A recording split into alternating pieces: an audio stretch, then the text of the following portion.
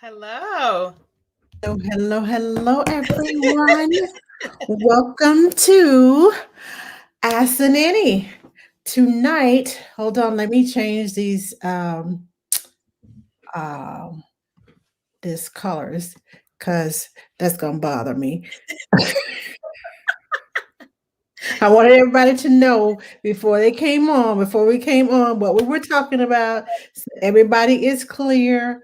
Everybody knows. I don't want to shock anybody. So I had to give a trigger warning. So, hello, everyone. Hello, Tasha. How are you doing? If you are watching, please share this to your groups. Please share this with your friends, someone, a mom or a nanny parent, um, or a sister, a brother, whomever you think may need this. Tonight, our special guest is Ashley K. Pittman, and she is going to be talking to us about hope and healing after a pregnancy loss. Now, this subject is near and dear to my heart because my sister had a couple of miscarriages. Even though she ended up having 4 children, she still had a couple of miscarriages, and I just can't even imagine. I can't even imagine losing any of my babies. They're grown now. I mean, like 30s, all of them are 30 and up. So, um, yeah, this is, I'm not going to cry. Don't Uh, do it. Don't do it. I'm like, I don't have a makeup, but I'm not going to cry. My eyes are leaking. That's what it is. It's just leaking. Allergies. Although I am suffering for allergies on this side. But anyway, they come and go. Depends on the size. But anyway, I'm going to let Ashley introduce herself to you so that you will know who we're talking with. Um, and then give us a fun fact A fun fact. Um. after you introduce yourself. Okay. Well, I'm thinking about the fun fact. Okay. So hi everybody. It is an absolute honor to be here with Miss Angela on Ask the Nanny. Absolute honor. So I definitely appreciate your time this evening. So my name is Ashley K. Pittman. I am a best-selling author. I'm a speaker, pregnancy loss mentor, writing consultant, CEO of my own publishing company called DSIS Publishing.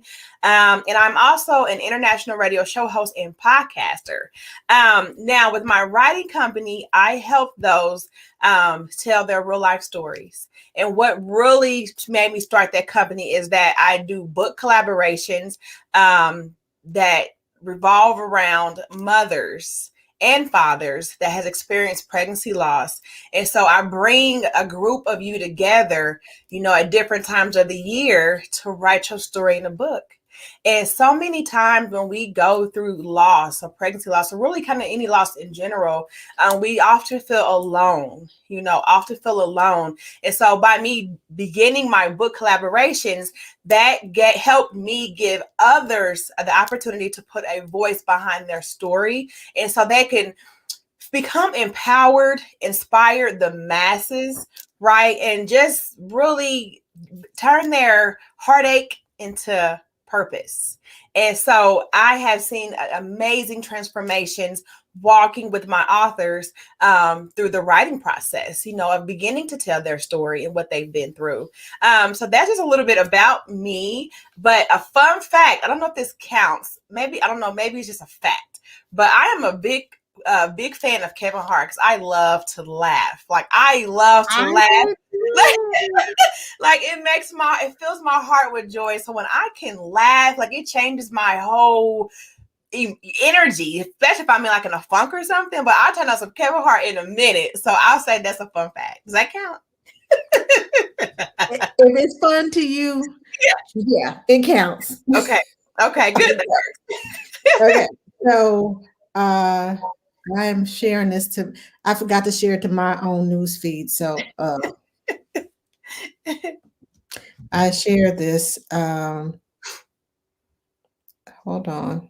I shared it to my page. Okay, Okay, I was just making sure I have it on because sometimes when people comment from a different page, Yes. it doesn't come up here in this little box on my side. So I Okay. have to look down here to Okay. make sure that I'm not missing any comments. Okay. Oh, I didn't know I had that auto wording. What is it? Auto? I don't What? know what it's called. Anyway, it's on. So whoever is watching, they Okay. are getting the not only just the verbal part of them listening, they can watch it and see what I'm saying. Although I'm looking at these words and half of them are not what I'm saying. So I sure hope you got your mics up. So like the Now, auto, is it the auto caption? it probably is Okay. Okay. the audio caption. That's probably what it is. Okay. Okay, so now my first question is to you, or should I say, um, tell us a bit about your story because I know others tend to share when they can feel connected to you. Yes, yes, yes, yes, yes. Okay. So my story started really when the doctor first told me that they figured that it would take a long time for me to be able to conceive. And meaning something was going on with my uterus, and they told me that it would be a while for me to be able to conceive. So at that time, I'm like, well, all right. So we didn't think I could get pregnant. Surprisingly, we did, and we got pregnant with twins naturally, right? Naturally. But to our surprise, when I go in for my ultrasound, do you know what they found? 3. Natural. We was pregnant with. Oh my gosh. How Mhm. did okay, so you went from I can't get pregnant to 3 to triplets? Yep, yep. When they did the ultrasound, it was 3 sacks in there, and I about fell off that table. I'm like, wait a minute, how is this right? I just had a God moment. I just felt the spirit right now. I'm like, wow. And I think I wrote about this in my book, but I've never said it out loud like that. But yeah, so it was 3. And so unfortunately, by the time I was 8 weeks, one of the sacs had dissolved. And I was like, okay, all right. So we continued to move forward with the pregnancy. Pregnancy was good. I was pregnant with a little boy and a little girl. We didn't have no issues.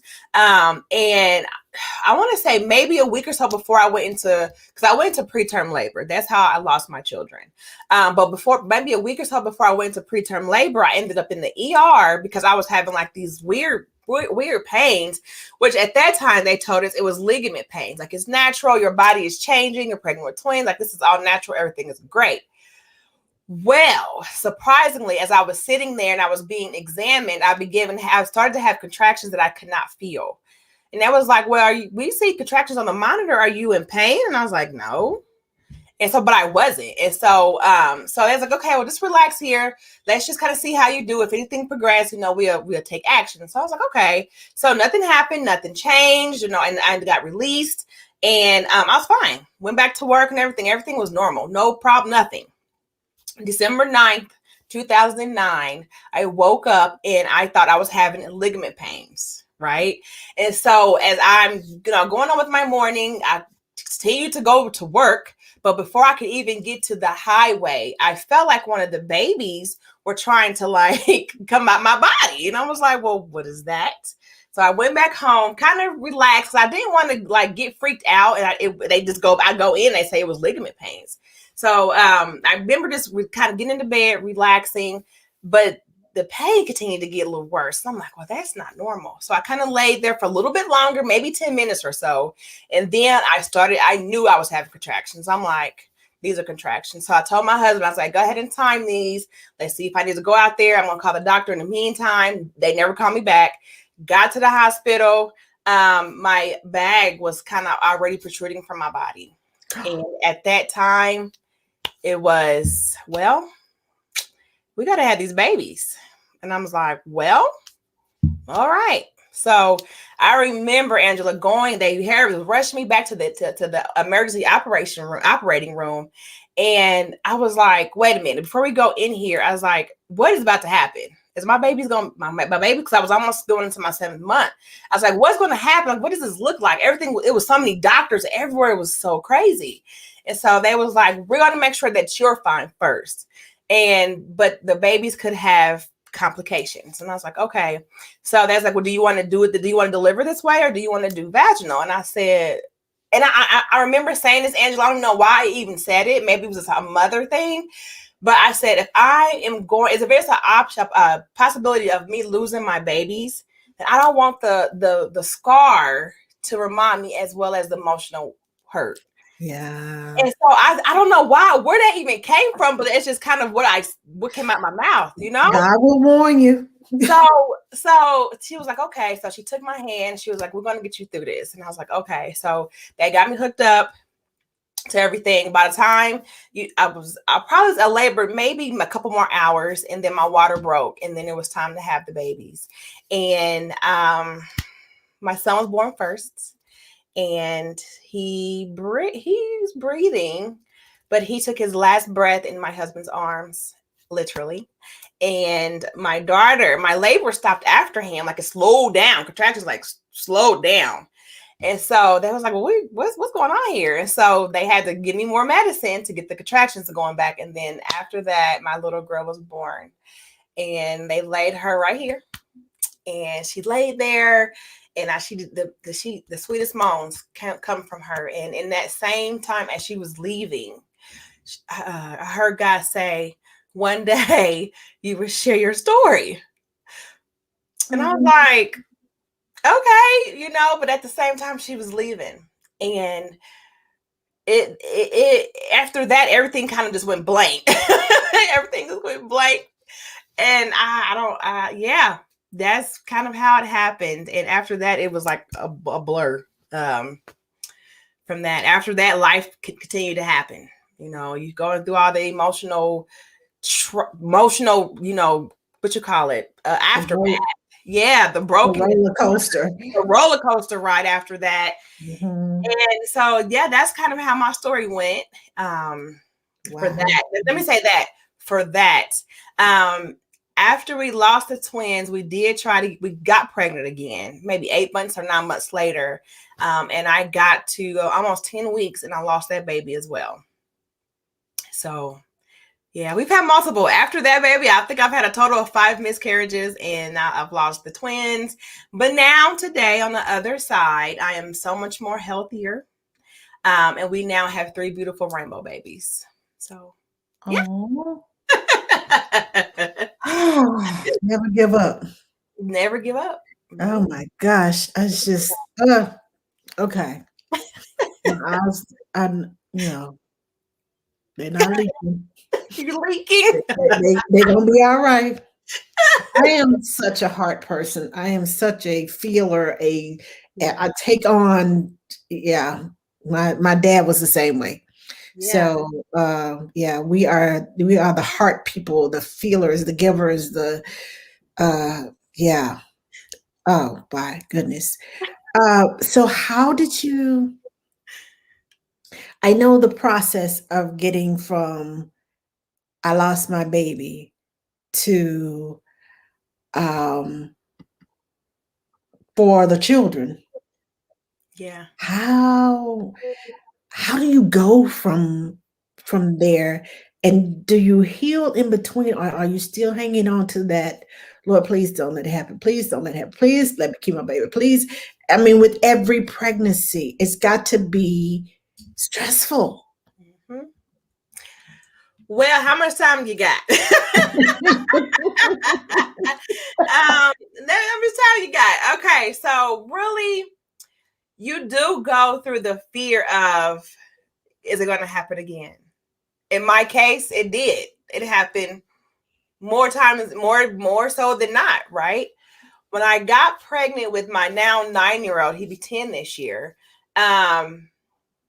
I was very scary. I had a lot of those hospital, appointments or not appointments to where is this something? Is this something? Do I need to go get checked out?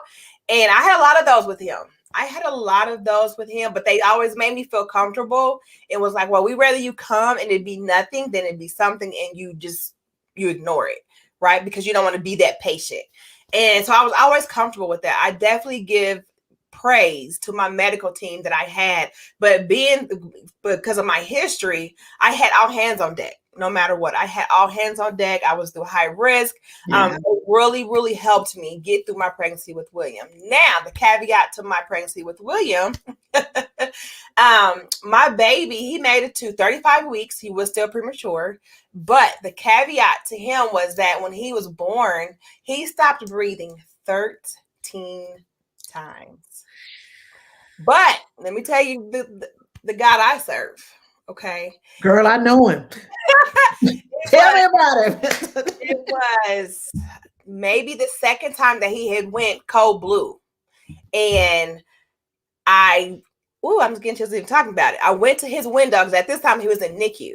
And I went to the window. Nope, I take it back. My husband said, honey, come here. And he was standing at the window. So I went to the window, and do you know that it was 2 double rainbows outside of the window where my baby was? Yeah. Oh. So brother and sister, ooh, girl, you just gave me the heebie-jeebies. Yes. Let's pull them on through. Oh. Okay. Yeah. Y'all, if y'all, they're leaking again. Yeah. But okay. Okay. I'm trying not. Keep going. So after you saw the rainbows, what was the first thought? Other than what I thought. It was God and the twins telling me that he was going to be okay. He was going to be all right. And even though he still continued to code, it became less frequent. And every day his oxygen would go let down. He wouldn't need as much oxygen as the days would pass. It was maybe day 5 when I was absent. I was able to hold him for the first time. But I needed that because I needed to know that God was not taking him back home. And so seeing those rainbows gave me that peace and comfort and to know that everything was going to be okay. And my husband was like, well, he said, because he said the same thing. He was like, what do you think that means? I said, you know what that means. I said, it's some twins. It's some twins. They telling us it's going to be okay. Right. Oh my goodness. With him, it was interesting. Once we got, got William home and everything was great. Perfect. He didn't have nothing issue, nothing. Perfect as I'll get out. Now, when we got pregnant with Champ, that's my second rainbow baby. Pregnancy was going well. Had everybody was on deck. Got to 26 weeks, and they told me that he had a tumor on his left lung, and it had already began to push over his heart. So, at maybe a couple weeks later, they said they began to see heart failure signs and that they was going to have to possibly take him to protect me, to make sure that I was okay, and that he might not make it out of utero. And I said, okay. So they admitted me in the hospital, and me and God had to talk. I said, it was me, God, in the hospital room, them 4 walls and that bed and the equipment. And I was like, well, God, we're here again. I said, you didn't bring me this far to take this baby away. I know you did not. Now, keep in mind, the day that they admitted me, they were seeing, I guess it was like black speckles on the ultrasound that was indicating heart failure. Me and my grandma that night got in prayer, and my great-great-grandmother got in prayer. And She said, baby, it's gonna be okay. It's gonna be okay. And the next day, they went to go do the same exact test, and there was not one site, bleach, color, black mark, nothing on the ultrasound. Woo! Okay. See, that's what I love to hear. I mean, Yeah. but God. Yep. It's been a journey. Okay. So let me read some of these comments. Patsy says, wow, that was deep and emotional. Tammy says, this breaks my heart. Tasha says, oh my God, my God, my God, my God. And Blossom's Mona says, she has a tear emoji in the prayer hands. And she also says, you a strong woman. And I totally agree. I totally agree. And I don't hold it on my kids' heads. Boy, do you know how much I went through to get you here? Sometimes I sure want to. I'm like, my hip's still messed up. I still got a pouch from carrying you. It never went away. And this happened and that happened, and you did this and they did that. I love my babies. I love my grandbabies. But I tell you, Pastor said, won't he do it? Yes, he will. I love Girl, it. I hang with some prayer warriors. I'm telling you. That's who I hang with, and they know me. Anybody that knows me knows that I have no problem talking about God. I have no problem giving a testimony. I have no problem letting them know. Yes. This wasn't me. I can't take the credit. So they know that I have no problem with that. But so moving on, how did you get to the writing stage and the book stage? And more important, before we get to that, how is your husband reacting to all this? Because I know we talk to the mamas and we talk to the mamas and we talk to the mamas. And yes, mamas are fine because we the ones who carry the babies. Yeah. But daddy's involved and he has just as much emotional stake in this as mamas. Yes. So how did did he go through the postpartum depression and all that other stuff too? Do you want to know the truth? Yes. He did. My husband absolutely went through all of it. I would say he probably went through it more than me. Internally, only because he was trying to be so strong for me to hold me up. Because he felt like, because I had carried them and I had that physical connection, not just emotional, but physical connection. He was trying to be strong for me. And it was hard for him. And I know a lot of times we would tiptoe around each other at times because we wasn't for sure all the time if somebody's having a good day or a bad day. But honestly, I probably was having a bad day every day. So I guess I found myself tiptoeing around him because he would, he started back working shortly after I didn't. And so he started getting back into work. So I began to feel like he was kind of grieving a little bit faster than I was. But in reality, that's not what was happening. He was internalizing his grief, and still to this day, internalizing his grief while he's trying to make sure that I'm okay.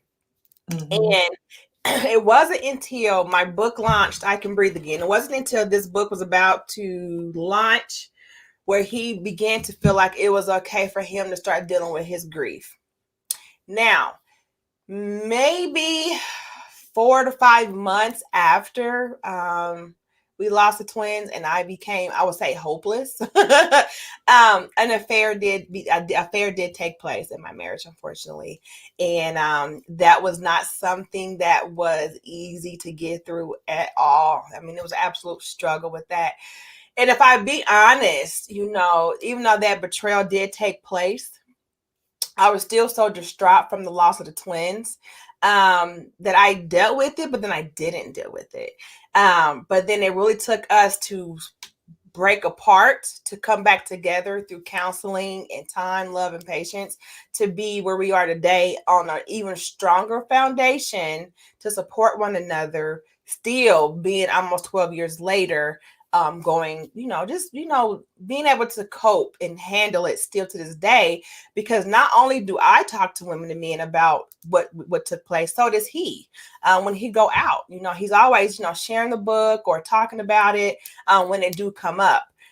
So yes, to answer your question, he definitely did go through a lot. And honestly, really, after he lost the twins, he lost his grandfather shortly after. Then he also lost his aunt shortly after that. So yeah, it was a lot. It was a lot. That's a lot to go through. Yeah. Boom, boom, boom, back to back. They say it comes in threes. Yeah. Don't give me no three. One is enough. Yeah. Yeah. And one, well, should I say one is too much. In my Patsy says, where can I purchase your book? Absolutely. So you can find it either on Amazon under Ashley K Pittman under the title I Can Breathe Again. And then you can also find it on my website directly at www.ashleykpittman.com. And that's 2 T's. Yes, because I had to remind myself, okay, another T goes in there. Yeah. I'm like, wait, another T, back it up. So, Yes, I know. I had to do that. So you can find the book on Amazon.com, or you can find it on Ashley Pittman, PITTMAN.com. Yes, AshleyKPittman.com. Ashley K. Don't forget the K. Hey, we need the Okay. K. Don't forget the K. Okay. Mitch Harper says there's no practice in how to deal with death. Thanks for sharing your experience. We should really be talking more about death and grief and have more understanding of it. Yes, she said, as a society. Yes. Yes. And Patsy says, can you share website and link, please? Yes, I will share the website and the link. Let's see.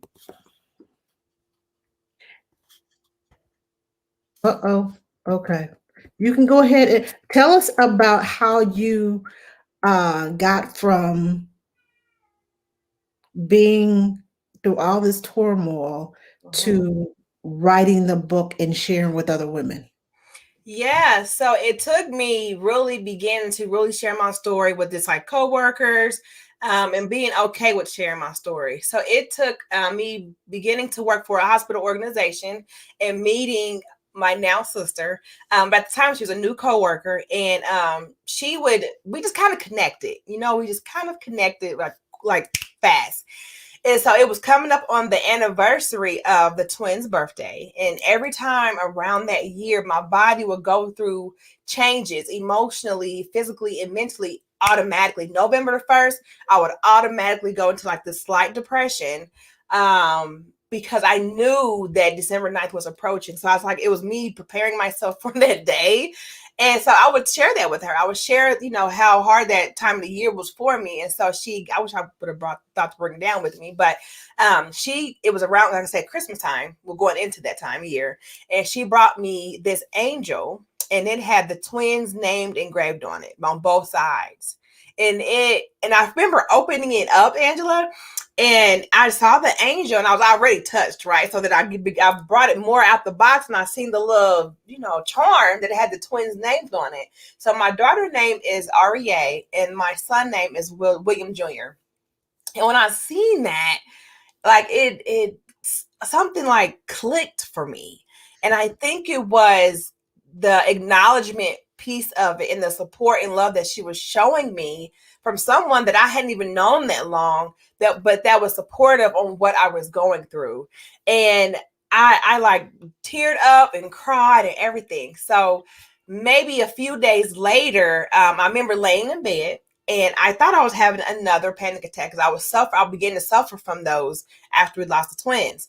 And I was laying in the bed with William and Champ at the time. And I was like, what is this? Is this a panic attack? What is this feeling that's overcoming my body? It was 5 days before the twins' anniversary. keep in mind, I got the gift from my coworker maybe a few days before the 5th of December. Their birthday was on December the 9th. Okay. Mm-hmm. This was in 2017. So just a few years ago. And it was not a panic attack. I remember laying in bed and I felt like an elephant, the pressure of an elephant sitting on your chest. It felt like that pressure was being relieved from me. And I was like, what is this? And I literally began to gasp for breath as if I was taking my first breath for the first time in a long time. And I knew what it was. God was delivering me of that pain that I had asked and prayed for him for years to remove from me. And so I began to cry. And it wasn't normal tears.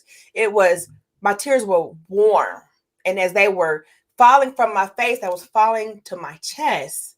And I was like, this is God's deliverance. This is God's deliverance. And do you know, as I began to get closer to December 9th, I have no mourning, no grief, none of that. As I got to that December 9th day that I would normally have years prior. And so, so then God said, now it's time to write your book. And that's where I got the title from. I Can Breathe Again. That's where the title come from.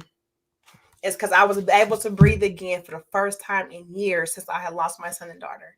And I prayed every step of the way about how to get it published, who to work with. I mean, everything. He literally provided everything for me step by step. And that's how I began to write my book. But prior to me getting to that point, journaling throughout the years really helped me fall in love with writing. But I was always scared to write my book, and I would tell God, like, I can't help anybody if I'm still going through it. So then that's when he gave me that deliverance. He said, now you can. Now you can. And then your journaling ended up being your book. Yeah, it did. It's like, you don't have to worry about writing the book. You already wrote it. You just have to copy and paste. Yeah. Yeah. And I did not copy and paste. And actually my journaling, now that I look back to see my stages of healing going through the years, and I didn't even know I was doing that. I didn't even realize I was healing over the years by writing. Like, I did not know, because now as I look back, I see the dark place where I was. But then as I began to go through the years, I could see the progression, and I was like, wow. So that's why I'm such an advocate for others sharing their life story. I'm an advocate for women of loss, fathers of loss, to write and share and speak their story, because it's power, not in just impact and inspiring, others that's, similar to our story, but it does something for us. It heals us more than we would ever have known if if you've never seen someone go through it, like myself. Right. So how did you go from the book? Once the book came out, is that when you started the podcast, or were you podcasting before the book came out and the book kind of went along with the podcast? No, it was just strictly the book, Angela. Literally, it was strictly the book. And like I said, I was working for a hospital organization at the time, and I remember sharing my story with my leader. And so he was inspired by my story. And so we got to the CEO of the hospital. And I mean, everybody was so inspired by my story. So so they had me on news stations, radio stations. I got to speak at some, one of their big events. And all because someone was inspired by wow. Right person, right time, right place, come together. Hallelujah. Okay. Yeah. And my podcast and my radio show is all new. It really just launched this year. So, but that came about just, again, for me, just sharing my story over the years and becoming an author. Let me say that becoming an author really opened up so many doors and opportunities, just because I wrote a book, and because I was brave enough to be transparent and put it out there. So the individuals that I know you say you are a collector of stories. Yeah. Hold on, we have a comment. Patsy said, just ordered. I can relate to you so much when it comes to loss of babies. I lost one at 20 weeks and four at 13 weeks. Wow. By the time I got pregnant with my son, I was scared and anxious that I'd lose him too.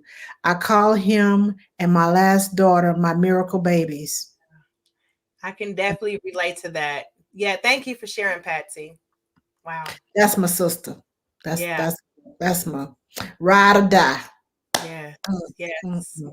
I can Yeah. resonate with that so much because I have fear. And then let me back it up a little bit if I can, Angela. So Yes. before my book was published, like we was getting ready to launch it, publish it, all that good stuff, right? And the year or two before that, but while I was working at this hospital organization, I had had a miscarriage right when I had started working there. And so yeah, you have that, right? And so after that, we tried to get pregnant maybe another year and a half, and it just did not happen. But once I was about to publish the book, I got pregnant. Okay, so let's back up and let's look at this. So I had the miscarriage before I even thought about writing a book, before I got my deliverance, all of that, right? Had that miscarriage, everything like stopped. Could not get pregnant for nothing, not even before the miscarriage. Nothing was happening. So I was like, well, that's weird. So, because we kept trying, of course, but nothing happened. But when I was about to publish the book, I got pregnant. Okay. Now, keep in mind, all of my pregnancies have always been high risk. They've always been full of stuff, like just not a normal pregnancy. Okay. So, from the time, let me tell you what happened. So, I wrote the book. As I'm writing the book, I did not realize I was transforming more inside. I did not realize how much more healing that I was giving myself because I was writing and releasing those feelings and what was no longer serving me, but now I'm about to serve somebody else. So the whole pregnancy, for when I was writing the book and about to publish it, the whole pregnancy, nothing happened. Everything was perfect. It was a textbook pregnancy. Nobody recognized this person without being in the hospital 10,000 times. And that baby today is such a miracle baby because that pregnancy went full term, no problems, no heartache. Guess what? My high risk team that was like, you no longer need us. Wow. Yes. And So healing, when you speak, I am just a firm believer that words have power. yes. And as you're writing your healing words, Mm-hmm. they're coming out through your hurt is coming out and your healing is coming in. And it's like Yes. a cycle. And the more you write, the more healing you get, and the more you're sharing. Okay, the hurt is coming out. This is what I went through. I hurt for this. I hurt for that. I hurt. And as the hurt comes out, the hope and the healing comes in. Yes. And that's how you made it through. Girl, I don't even know you like that, but it's just like a download coming from, and it's like when your words, when you speak things into existence and you believe, Mm-hmm. because you believe, I'm going to write this and I'm going to help somebody. I'm not going to sit in silence anymore and wallow in my sorrow. I'm Yes. going to use my my test as Yes. a testimony. And Mm-hmm. when your test becomes a testimony and it helps other people, Mm-hmm. mm, mm, mm, mm, mm, mm, mm, mm. Okay, I'm holding my hands because they gonna fly. I feel like I'm gonna come up out of the seat. I'm like, okay, hold it together. But it's just the way. Okay, it's just so much coming to me right now. Like I can't even get it out of my mouth.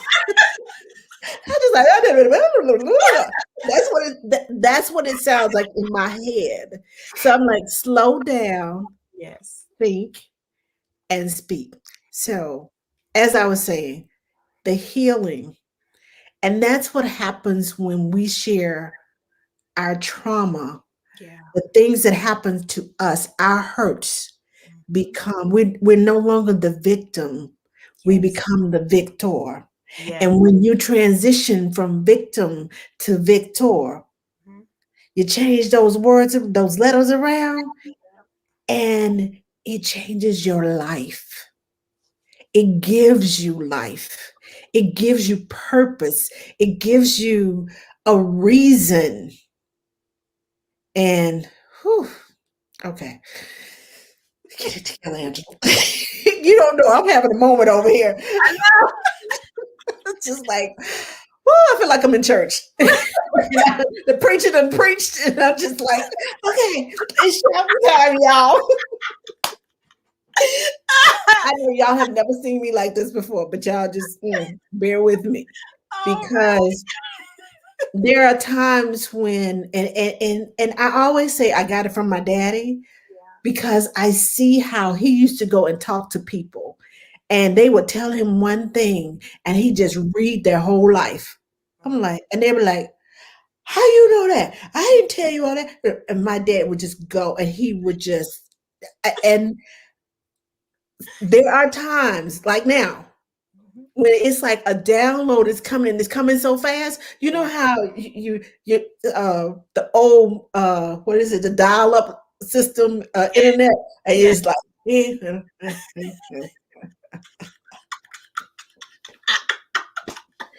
girl, this download went I was like, wait a minute, did I miss it? I'm just like, okay, slow down. But yes. Uh, Right. my friend Tasha said, Praise, praise break. praise. And she said, I need a link to this break, to this book. The link is ashleyKpittman.com, or you can find it on Amazon at Ashley K Pittman. Uh, Yep. Or the I title. I can breathe again. And I did put the it is the link is in the comments. If you scroll back up a couple comments, you know what? Here you go. There I you don't even right. know why I'm talking. Here you go. So here's the link to the book. Buy the book, I Can Breathe Again. You can purchase it from ashleyKpittman.com, or you can purchase it on amazon.com. But y'all buy the book because she has a story. Oh my gosh. I talked to her, and see, I'm finding out more now. Yeah. And I've talked to you several times, but it's just like the part that we have talked about and the part that's downloaded is just like now it's coming together. Woo! Hold my mule now. Hold my mule. Just like Peter. Hold my mule. Who's this saying that song? What's the name? Yes, she has the song Hold My Mule. Man, y'all just saw me holding my mule. But okay, so back to the interview. We just had a praise break right there, y'all. Oh And goodness I'm not gracious. even gonna apologize. I was gonna say I'm sorry, but I'm not. Anyway, Okay. It's okay. I'm keeping my composure as well. okay. See, you used to, because see, I'm learning. Okay. Okay, Okay. so how did you get from the book to podcast, mentoring? And I know I read something in your bio about, and I know you touched on it. Um, Uh-huh. we ain't done yet. Praise break needed. Okay. We ain't see when the spirit hit the room, it just kind of spread. Okay. It Yeah, happened. yeah. But let some of this fall on you. I'm just saying, blessings on blessings on blessings. Um, but how did you get you? I know you talked about the hospital and how they took you to, you end up going to the CEO of the hospital. Yeah. And I know I read in your bio about the book being attached to the hospital. Mhm. So, and I don't want to tell the story. I want you to tell the story. So I'm just going to leave that right there and let you, do that.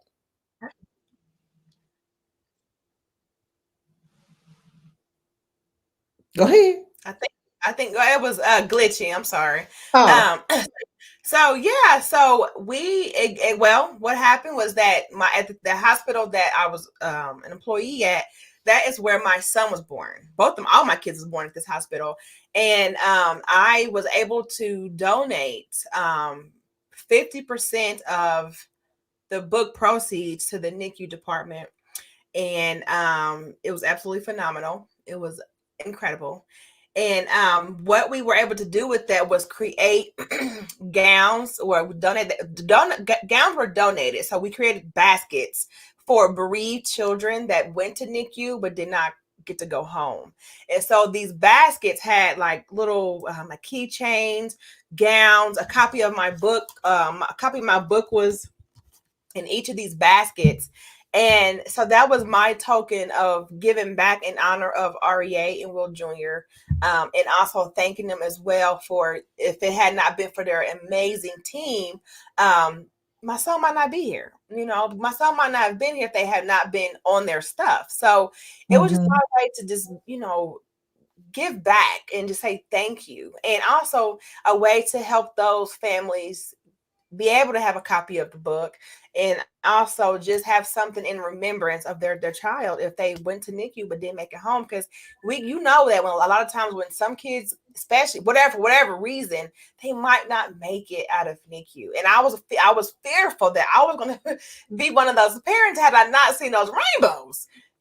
So that was just a way to just give it, my healing. Because of my healing and where I was able to reach back and give it to, help somebody else. And to this day, I still have those beautiful connections and relationships with the hospital and the everybody that I was able to touch. And you did ask a question around how did I go from my book to mentoring? Well, Yeah. after my book was released, I began to get multiple emails and letters and cards of women saying, thank you for thank you for letting me know that it's okay to share my story. Thank you for letting me know that I don't have to no longer feel alone. And so that's how I got started. I mean, that's really kind of how it all got started. It started from this book, and it also, opportunities just continue to fall on me, literally, because of that action. Let me say inspired action that I took and that I was told to take, to put what I went through in a book and use it for more good. And that's how my mission, Don't Struggle in Silence, was birthed, because I am now longer able to help others not struggle in silence by either speaking their story or writing it in a book. Mm. Okay, so I'm going to say this. I'm going to put it out there. Yeah. That wasn't about you. No, And I know you know what I'm talking about. I do. I do. That was not about you. That was about everybody else that was touched through you. Yeah. My dad always told me, he said, everything is not about you. God takes you through things. He takes you through trials and tribulations. You go through those so that you can come out on the other side, share your story, give them confidence. You got this. If I can go through it, you can go through it too. Yes. That wasn't about you. Woo, you're going to make me put my preacher hat on today. Woo, Lord have mercy. Okay, so y'all getting a different kind of Ask the Nanny show tonight.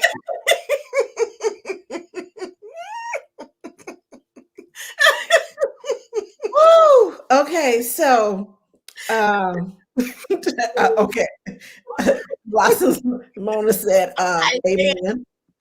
And Tasha said, yes, look, God, He worked your purpose out for real. All about God. Yeah. Yeah. Girl, see, I told you I hang with some people that know somebody who knows. Oh, here we go. We got another one.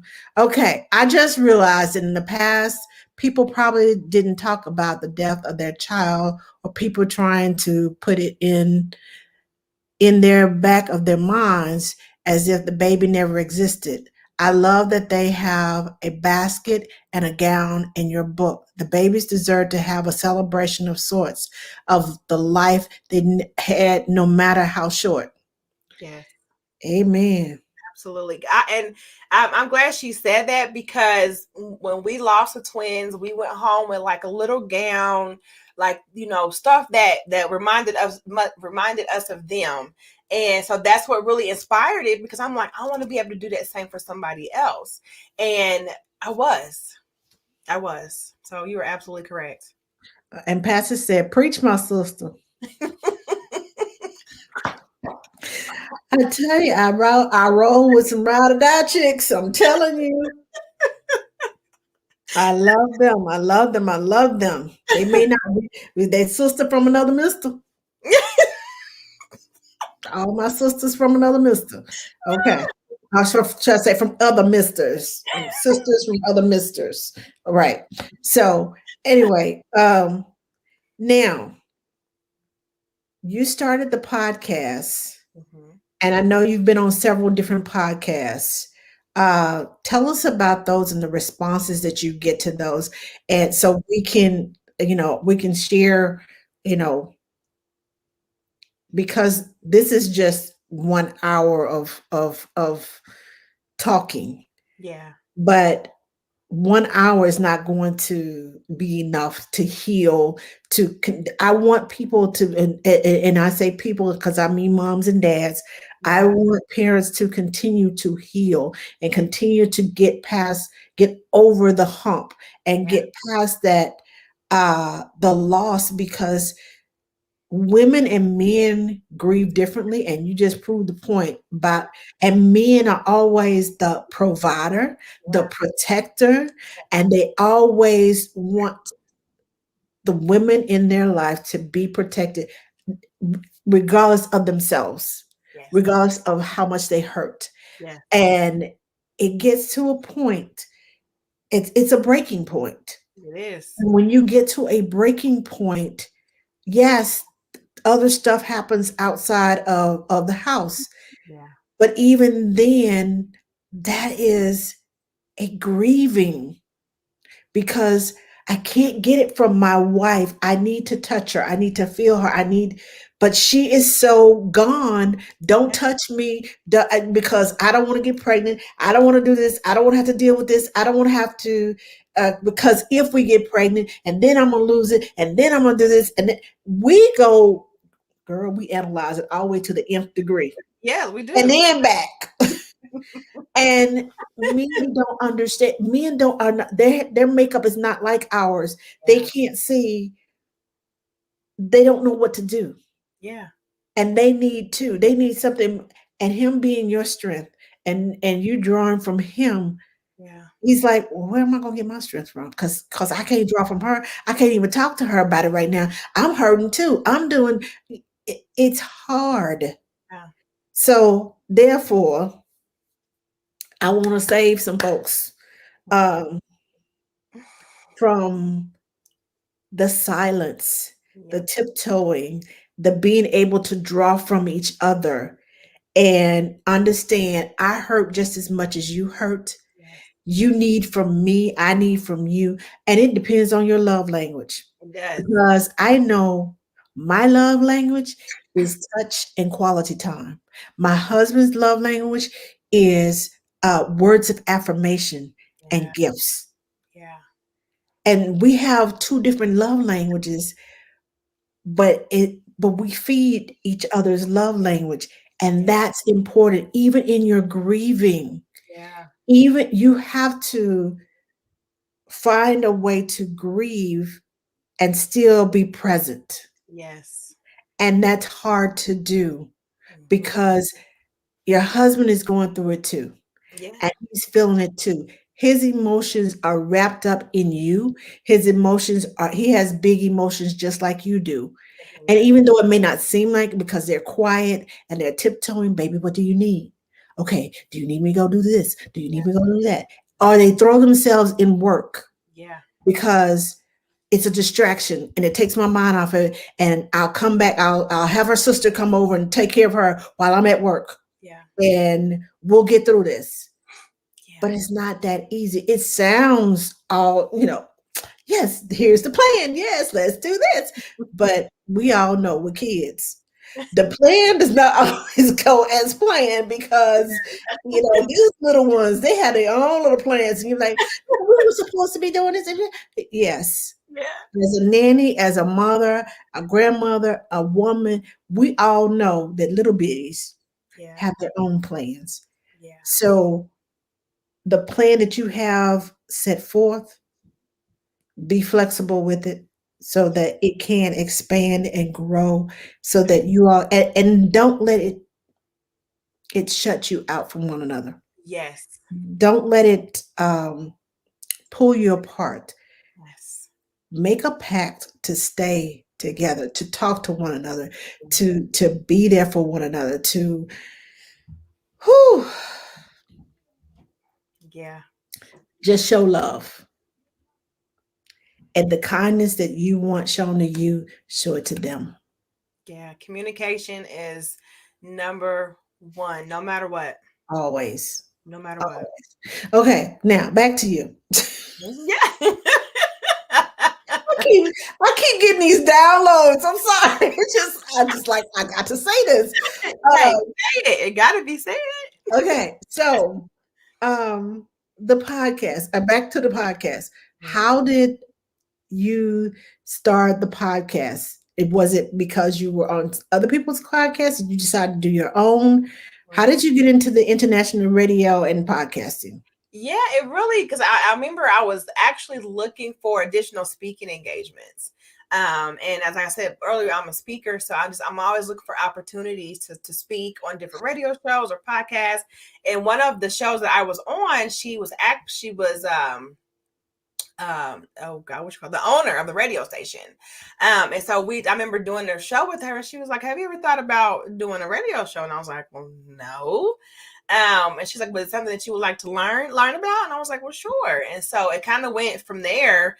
And I didn't really know how serious I was about it, because I'm like, what am I gonna say? How does it work? But the audience is You sound like me when I started this. out. But I love it. I absolutely love it. It has given me opportunity to connect more with moms and dads, or just exceptional people that have exceptional, impactful stories. Because that's what I love for people to share is their stories. Because I feel like your story is not always meant for you. It's meant for somebody else that's hanging on by a thread, So being able to connect, like coming on here tonight, like being able to share my story, not about me, I'm on the other side. But if somebody out there that's listening even now or watch the replay that is not on the other side, it's just like need that little bit of like encouragement or inspiration. So being able to connect with others on my podcast and through my radio show is such an exceptional opportunity for me, because I get to see their story through their eyes, through their perspective, as I continue to download their perspective, for myself, but other people that's listening get to, blessed by it and transformed by it. So, yeah. Awesome. Okay. So you sound a lot like me, because when Stephanie said you need to go live on Facebook, I'm like, do you hear my voice? I'm just as country as a country bumpkin. Do you hear this southern twang?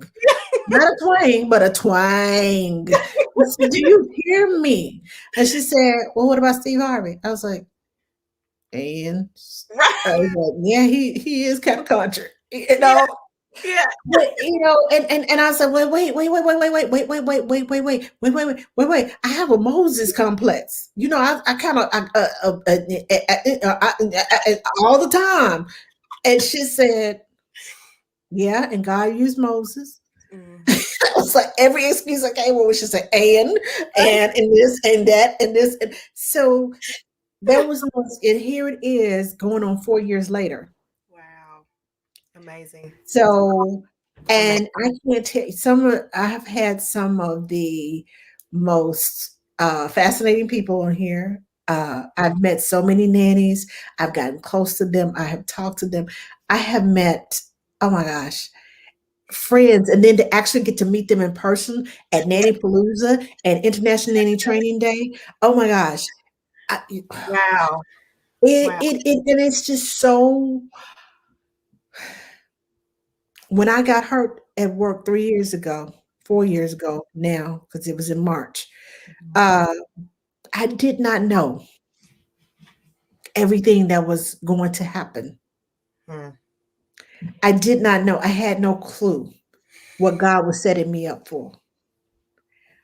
But what I do know is when I asked him, the doctor said, you can't take care of babies anymore. You can't take care of kids anymore. You can't do this. You can't do that. In other words, your career is over. Wow. It was like I cried for 3 weeks. It was like him telling me, "Oh, you just died," because that's how I saw. I'm like, but kids are my life. This is my life. This is my life, and I kept saying, "This is my life," and the purpose that it has served since then. I told him, I said, "Give me a new passion," because my passion was in kids, and he said, "Okay." We're gonna switch you. I said, but I need, but Lord, I needed to be in childcare. You ask God for something, you want to be like, wait, but you need to have this, and it need to be this, and it need to be. He's like, I'm gonna give you what you need if you stop, you know. Yeah. But I had to. I was like, but Lord, I needed to do this, and I need to be that, and I need to do this, and He gave me the desires of my heart. My passion went from the kids to the nannies who Yeah. take care of the kids. Yes. And it was like, okay, it's time for you to transition. You're getting older. It's time for you to transition and start using the knowledge that you have and Yes. transition it to them. Yes. Start giving it to them. And when I hear your story, I'm like, wow. It's like parallels. And she went from here to here to here to here. And God just gave her this, and healed. And to hear about your son that had the perfect textbook, perfect, Yeah. as you are healing. Yeah. And because Ask the Nanny was only supposed to be like this weekly show, it was doing uh what was it doing? National Nanny Recognition Week. That's all it was supposed to do. I was going to go through National Nanny Recognition Week. I had some bits, okay, so I'm a nanny and I got people on, and okay, and so there you go. And I Yeah. tried to stop. No. Yeah, I tried Yeah. to stop. No. And, Yeah. and it was like two or three people, and I was like, oh, who's watching? It's two or three people, but God has a purpose. Yes. And if y'all are listening, and I know COVID and Snowvid has gotten all of us, because I Right. tell you, we don't own a snow shovel. We had to rely, literally, we had to rely on God to Yeah. melt everything because Austin don't have no snow plows. We barely got sand to put out there.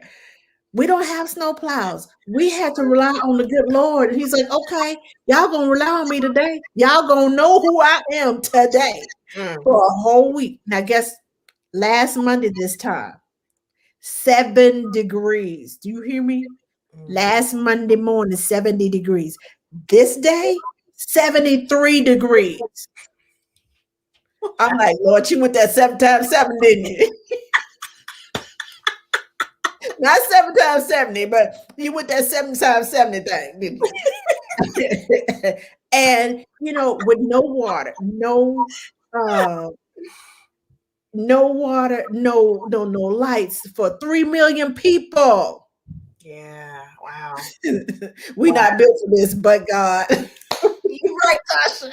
We weren't built for this. But the thing about it is, the I lived in Alaska for 3 years.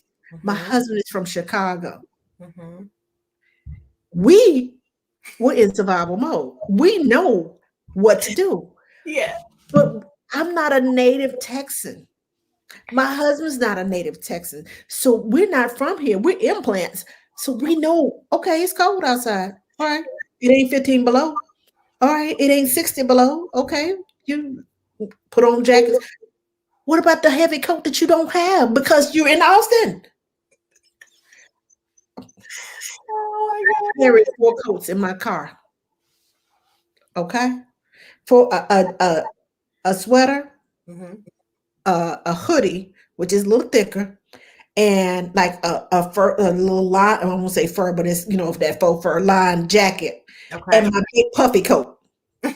Wow. It has the hood, meaning business with the deep pockets, Hmm. Yeah. Yeah. gloves inside the pockets, and my skull cap. And girl, you should have seen me last week. We don't have snow boots because we're in Austin. But when I tell you, God said, you gonna rely on me because it ain't gonna melt until I say it melts. People were so nice last week. We in the grocery stores, lines all out the store. We come on. I didn't have a basket. The lady behind me, she started clearing stuff and putting stuff on pile of stuff on top. She said, put your stuff right here. Oh Put it in wow. your basket. So when God uses you for a purpose, people will come to your aid. People will come and do things, miracles, things that you don't even think about. Yeah. All those people that came to you, the CEO, and all that was it wasn't about you. I, No.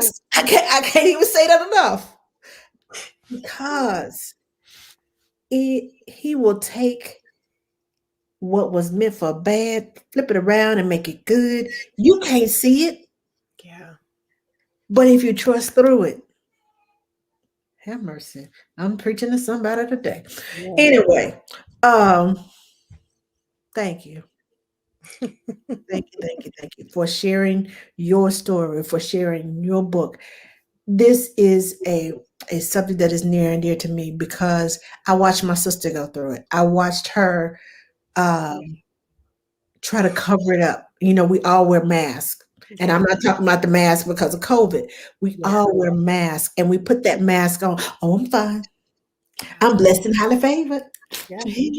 And Yeah. all on the inside, we're like, oh my Dying. God, can I Yeah. get another breath? I Yeah. don't know if I'm gonna make it. Yes. Oh, that wasn't cook.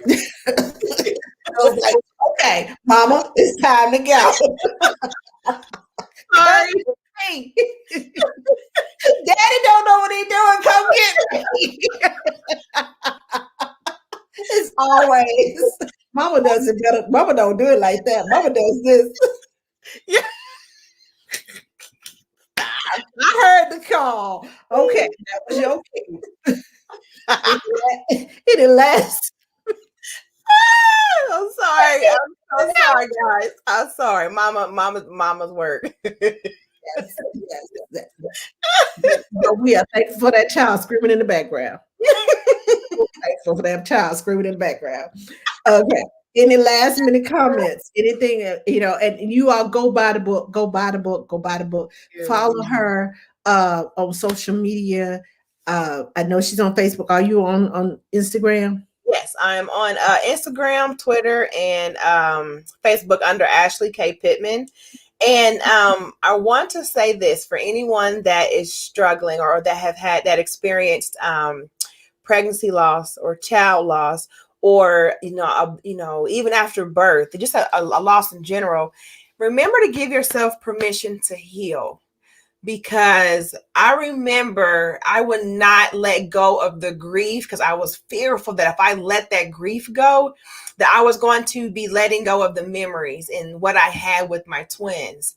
But it was not until God delivered me and I truly was able to break free from that pain that just kept me chained, right? That Mhm. everything began to bloom and blossom and grow and thrive more in my life.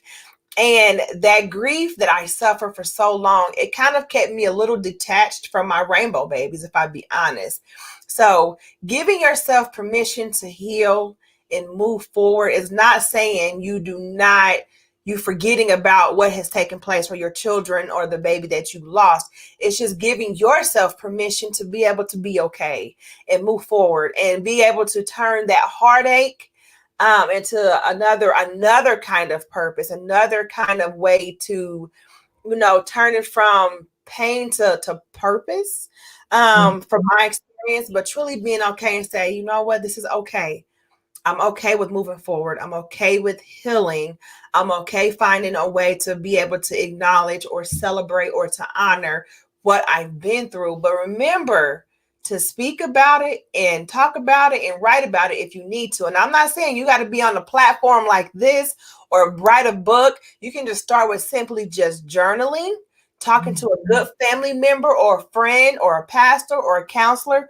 Just get it out. And then as you get it out, you will find yourself being able the more you release what may no longer be serving you in that season, that more greatness and goodness and blessings can pour into you and over you in your life. Speak on it. Pastor said it's about breathing, grieving, and then healing. Yes. And she also said, thank you so much for sharing. I am looking forward to reading your book. Thank you. Yes. Y'all go get this book. I'm telling y'all. I have spoken with her personally. Oh my gosh. If y'all are not following her, please follow her on Instagram, on Facebook, on Twitter. You got a YouTube page too? I do have YouTube as well. Okay. So follow her on all the social medias. Yes. And while y'all following, hold on.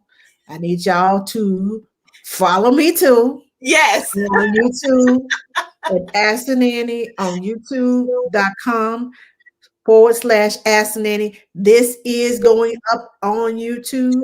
So if you're trying to scroll back through Facebook trying to find it and you can't find it, look on YouTube, Ask the Nanny channel. It's going to be on there. It's live. It's going live right now.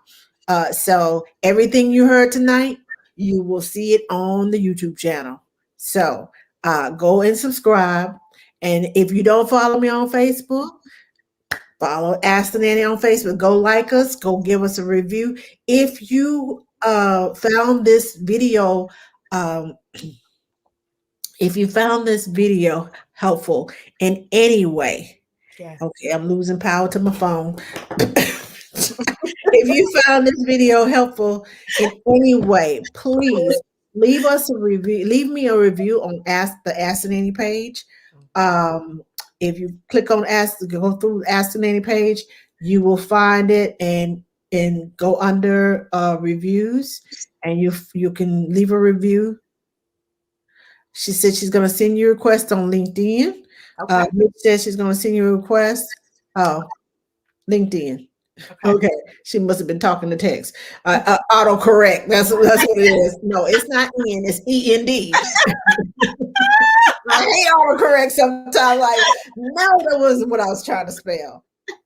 Unless I go on there and I type a message, I'm like, okay, so how do you spell this word? Okay, come on, autocorrect. Work with me. So that's what I love autocorrect. When I'm trying to spell a word, I'm like, ooh, brain fart. So go follow her, go follow me, and thank you so much, Ashley. Thank you so much. And I'm going to fill out that form tonight for the show. Yes, absolutely. I'm going to fill it out. I'm going to do it as I'm eating dinner. So thank you. Go take care of your babies. Love on them babies. I will. And you all have a great night. Next week. Okay, so if you're watching, next week is our roundtable. It's the first Monday in March. We're having our roundtable discussion. So if you would like to go live with me in a roundtable discussion, please contact me. Send me a PM. Send me a text message. If you know me like that, send me an email. Get in contact with me. Just leave a message here. Say, I want to be on the show. Okay? So We'll be talking about random topics next week. So if you want to be on the live on the roundtable discussion next week on Ask the Nanny, send me a request. I have a couple of more slots left. So if you want to be on there, send me a request and we'll get you on. Okay. All right. You all have a great night. All right. Thank you again, Ashley. Show us some love. If y'all on your phone, send up some hearts. And all those little hearts coming up. Send some hearts or some hugs, uh, some smiles. Don't send no mean faces. Uh, okay. So we will see you all next week, same time, same place. Y'all have a good one. Bye, guys. Bye.